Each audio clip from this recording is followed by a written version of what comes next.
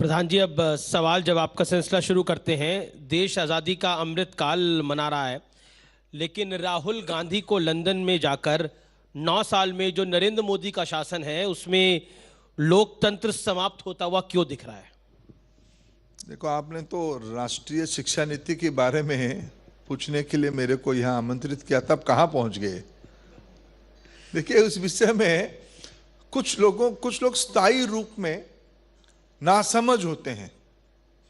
एक हमारी उड़िया में कहावत है, जो जान के सोया होगा, चेई सोई थी वो जिए, ताकू उठे वो किए। जो जान के सोया होगा उसको आप जगा नहीं सकते हो, वो सच ऐसे ही है।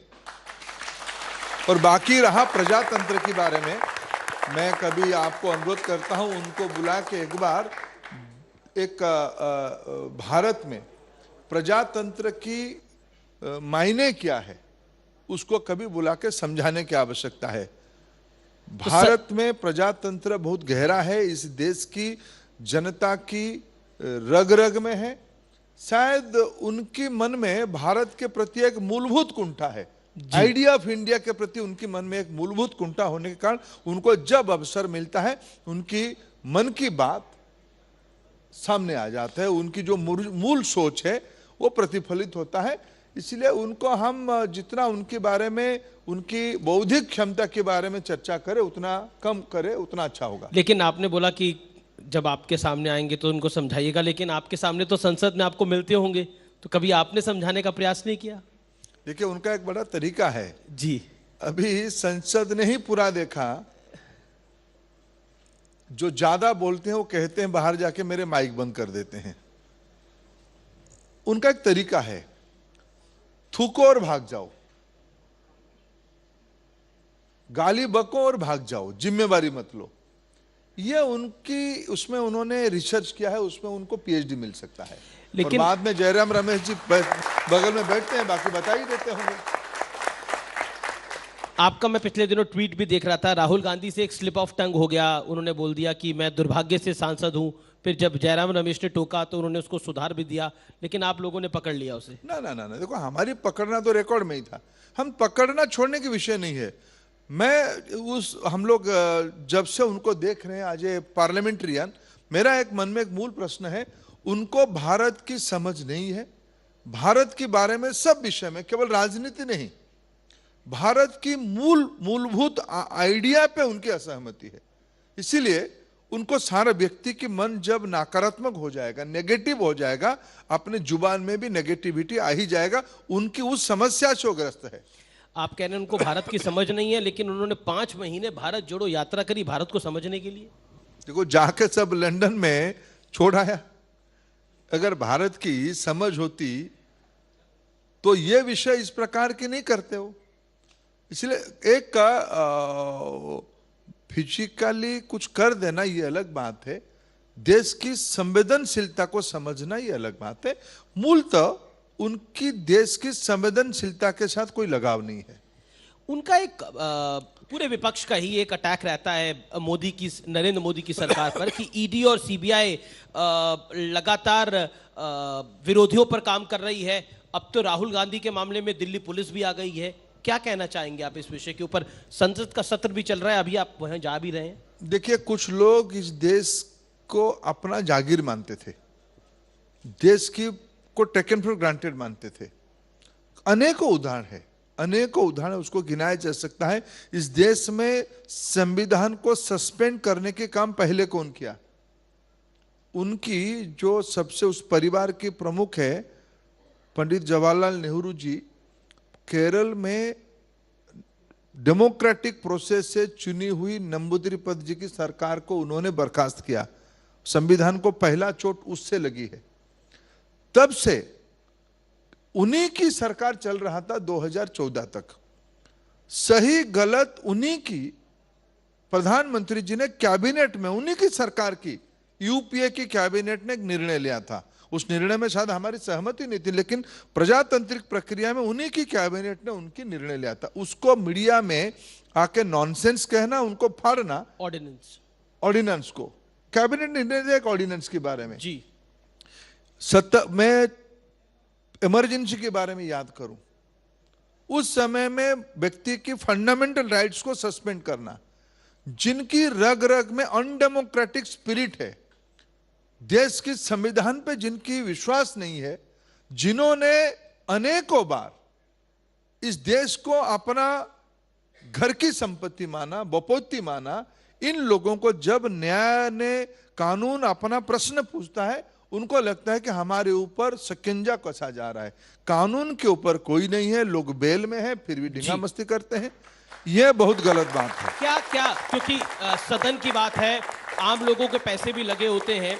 मैं एक बड़ा सरल सवाल पूछ रहा हूं, राहुल गांधी की माफी के बिना क्या देश की संसद नहीं चल पाएगी? इस मंच से आप क्या कहना चाहते हैं? प्रजातंत्र में कुछ वैल्यूज से चलती है।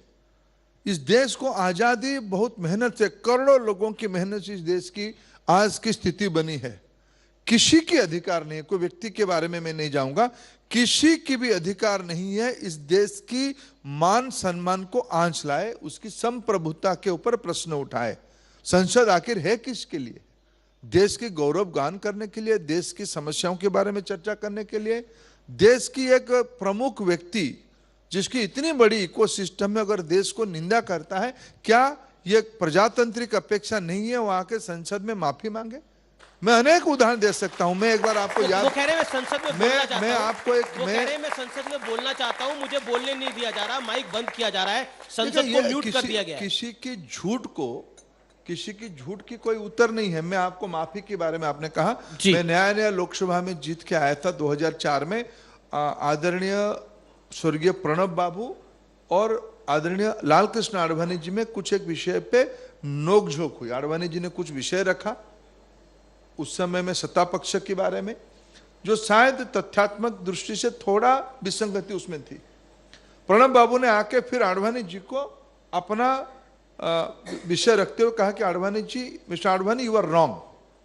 मैं उस प्रजातंत्र की एक प्रैक्टिशनर के नाते मैं उसकी साक्षी हूं। मेरे जिंदगी के एक परम सौभाग्य के दिन मानता हूं। आडवाणी जी क्षण भर भी विलंब ना करके उठे, आई स्टैंड करेक्टर, मैं गलत कहा था, प्रणब बाबू सही है, रिकॉर्ड ठीक होनी चाहिए। यह दृश्य हमने अपने आंखों में लोकसभा की पटल पे देखा। यह प्रजातंत्र है देश की।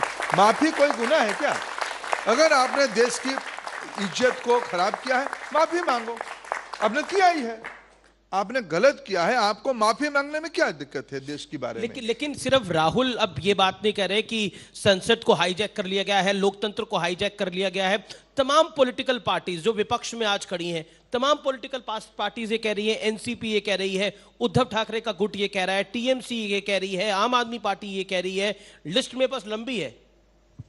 देखो, प्रजातंत्र चलती है बहुमत और सर्वमत के समन्वय में। जी, दायित्व तो किसको मिलेगा? जिसको प्रजातंत्र में बहुमत मिलेगा। 14 और 19 दो बार सारे चुनौती को, आपने तो कहा था कि मोदी हमारी एआईसीसी की मीटिंग के सामने चाय बेचना चाहिए, मणिशंकर अय्यर ने। अब चलो जी, नाम उनका मैं क्यों लूं, वो अच्छे रहे, लेकिन उस मानसिकता, क्या बिना अनुमति के कहा था क्या? उसको कोई निंदा किया था क्या? क्या प्रमुख परिवार के लोग, उनके मालिक लोग उनको निंदा किए थे? ऐसे नहीं कहना चाहिए। तब से लेकर आज तक ये सामंतवादियों के मन में एक पीड़ा है। एक गरीब घर का लड़का जिसकी मां दूसरों के घर में बर्तन मांज रही थी, जिसके पिताजी रेल स्टेशन पे चाय बिक्री कर रहा था, उस पृष्ठभूमि की व्यक्ति कैसे आके देश की आस्था जीत रहा है, विश्व की आस्था जीत रहा है? यह इंटॉलरेंसी है। इसी से भाई लोगों ने आदेश दिया है, सेवा करने का मौका हमें मिला है जी।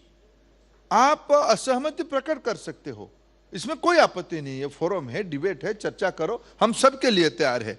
लेकिन आप देश के साथ कंप्रोमाइज, आप जाके इतना तक देश के अपमान हुआ है क्या?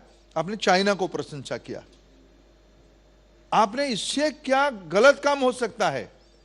बाहर विश्व जब किसी को घेर रहा है, आप उस समय में भारत को नीचा दिखाने के लिए आपने चाइना की प्रशंसा किया। आपने यही चिंता। जी, इंटॉलरेंस की आपने बात करी, तो राहुल जी ने एक वक्तव्य दिया कि सिख्स और मुस्लिम जो है वो सेकंड ग्रेड सिटीजन है मोदी के भारत में।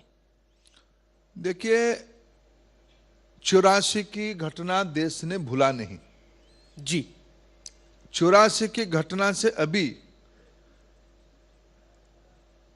हमारे वीर बाल दिवस तक हमारे सिख बंधुओं की त्याग बलिदान साहस की गौरव कहानी को लेकर गर्व कौन करता है, देश उसके साथ कैसे जुड़ता है, हमें किसी की सर्टिफिकेट नहीं चाहिए।